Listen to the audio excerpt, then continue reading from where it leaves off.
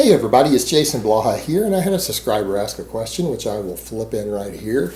And he basically wants to know if you're using greasing the groove or any sort of really high frequency training, what happens when you back off of your training and you reduce the frequency? Do you lose your gains? So good question. Let me put on my +5 hat of weaponsmithing, do a little bit of crafting, and let's talk about this.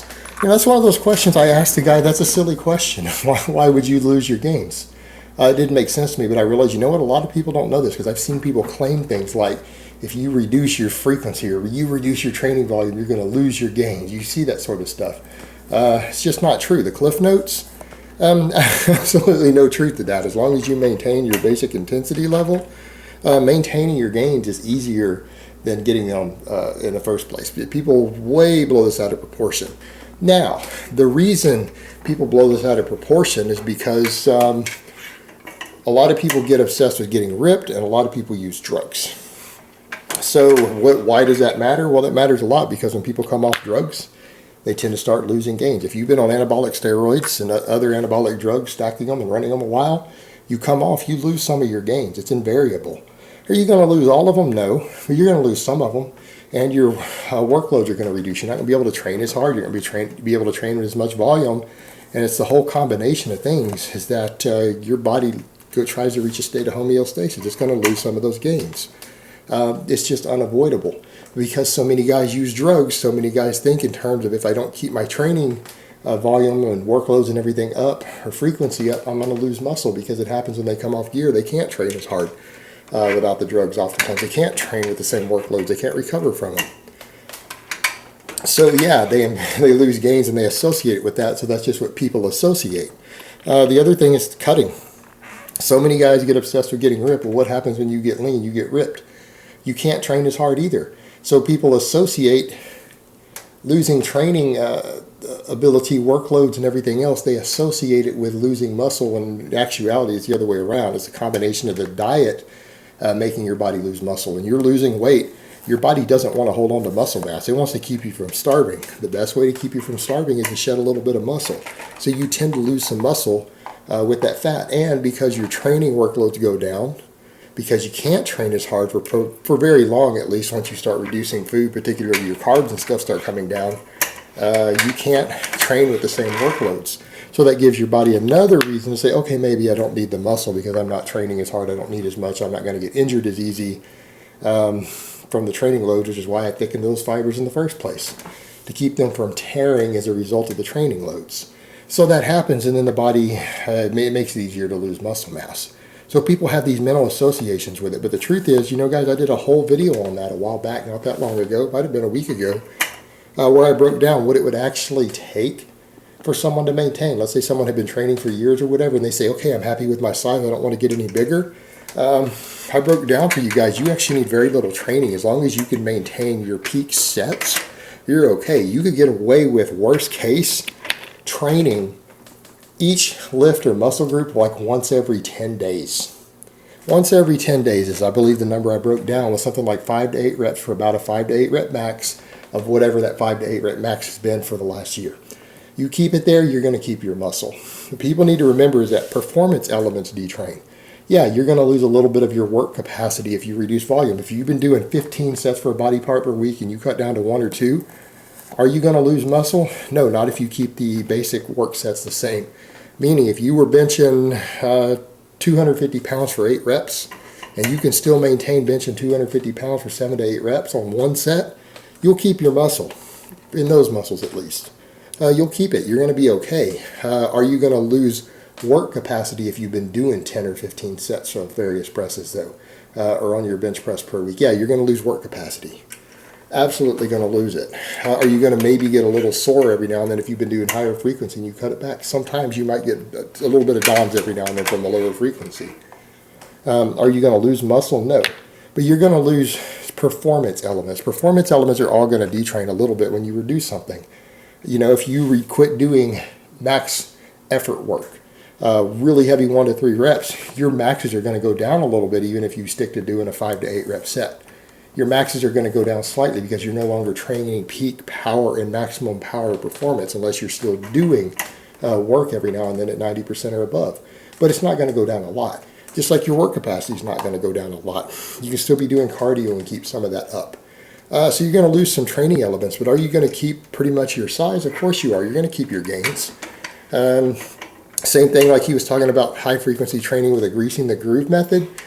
Yeah, as long as you continue to every now and then do chin-ups. If you did the greasing the groove, which you're doing chin-ups multiple times a day on that system, it's ultra high frequency with sub-maximal work, and you got to where you could do 20 chin-ups. If you still once a week come in and do at least 15 chin-ups just once a week, you will probably be able to still get close to 20 when you actually make an effort to crank them out. Just come in and make sure that you still do about a 15 rep set once a week. You'll still keep it. You're not going to continue to progress as well as you did on the greasing the groove on getting better and better at chin-ups, but you'll keep your performance, you'll keep your gains. Again, unless your body weight changes a lot. You gain 20 pounds, it's going to be harder to do 15 chin-ups or 20 chin-ups than it was 20 pounds lighter. But that's just the nature of it. It's still because it's more work because you're 20 pounds heavier. You're doing reps with 20 pounds more. So that's what makes it harder, but your strength will still be there. So that's the way to look at it, guys. Everyone worries about that. They're like, oh no, if I don't keep this volume really high, or I don't keep this frequency really high, I'm going to lose my gains. No, not unless you cut, or unless you really reduce like the strength on your main sets that you were doing. So again, as long as you're still getting a set or two in with the same sort of workloads per working set that you were doing before, you can cut frequency back, you can cut volume back, and you can keep your muscle mass and your strength for the most part. People don't realize that. It is far easier to maintain the gains that you have until you start getting older and that becomes a problem than it was to gain them in the first place. Again, what people tend to forget is that they're associating the wrong things. It's people losing weight too quickly, getting too lean, people going on drugs and cutting off is the biggest reason you're losing your gains. You can definitely reduce what you're doing in the gym way back. You can cut frequency and volume both way back from what you were doing to make your gains and still keep what you had. But what you need to realize is that in some cases, your gains are going to slow down dramatically, or you're going to stop making gains completely depending on what you're doing. So you're not going to lose gains just because you cut those things back. If you use high volume to gain muscle, you just won't gain as fast if you cut the volume back. And if you use high frequency to make gains, you just won't be gaining as fast when you cut that frequency back. And you might stagnate for a little bit, but you shouldn't lose them unless you just get really lazy with your training and just say, well, screw it, I'm just going to take 30 pounds off the bar because I don't want to lift that heavy anymore. Then you might start losing some muscle mass. But you know what? Even then, even if you do take 30 pounds off the bar, in some cases, you still might be getting enough intensity to keep the muscle that you gained. You know what? It's even hard to predict there. So here's the thing, man. What it comes down to, we all see guys in the gym every now and then who seem to lose some gains. Even though they've still been coming to the gym a bit, they're still training, and yet you notice them lose a significant amount of muscle. And so because people see that so often, they're assuming that it was something they did different in their training or something that caused it, right? They just backed down a little bit and then they just lost muscle. But the truth is, when you back off in the gym a bit for a while, it takes months before you lose the muscle that you build as long as you're still training. Even if you back down so much that it really will take muscle off you, you're going to keep it for months. The guys who you see who come in and they made some changes to their training, they're training a little less intensely, and you see that they look like they've lost 10 pounds of muscle at some point there, you see that much of a drop, I can almost guarantee you what happened. They were on anabolics, they did a cycle, and they came off. That's almost always what happens. They came off completely and they cycled off, because guys who blast and cruise, who tend to just stay on maintenance amounts, those guys rarely lose 10 pounds of muscle when they do it. Very, very rarely. So when you see that guy who you're like, man, you look smaller than what you did a couple months ago. And if it's only been 2 months, 3 months, and he looks like he's lost 10 pounds of muscle, I can almost guarantee you either he completely quit going to the gym and got sick or hurt, or he came completely off anabolic steroids. He did a cycle, got bigger, and he came off completely.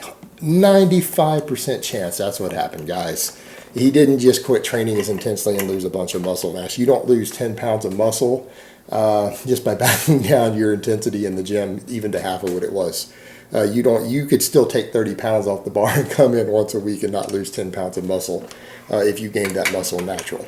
It's just not going to happen, particularly not that fast. So these guys who you see doing that, it's because they did drugs and came off. And so don't confuse that with guys who are training drug-free. Big difference there. All right, guys, but that's really all I have to say on that today. I hope it's been informative, and I will talk to you guys next time.